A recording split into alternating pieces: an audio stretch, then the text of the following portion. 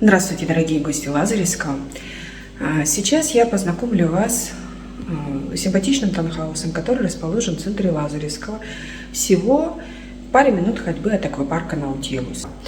10 минут ходьбы до центрального парка с аттракционами, 15-20 минут прогулки до набережной, пляжа.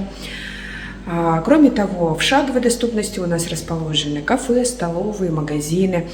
Набережная реки Псюзапсе благоустроена, очень красивая, по которой приятно прогуляться в любое время года. Также можно искупаться в горной реке, прохладной и чистой.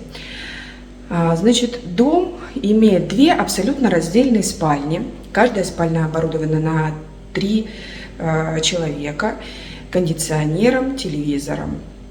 Кроме этого, в доме личная большая просторная кухня, оборудованная обеденной зоной на 6 персон. Личный балкон, где можно посидеть на свежем воздухе. Также на балконе у нас сушилки для белья оборудованы. Во дворе нашего дома оборудован мангал.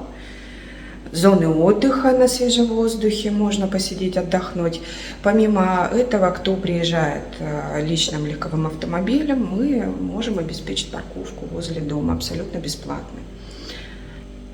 Также на территории двора имеется небольшая импровизированная детская игровая зона.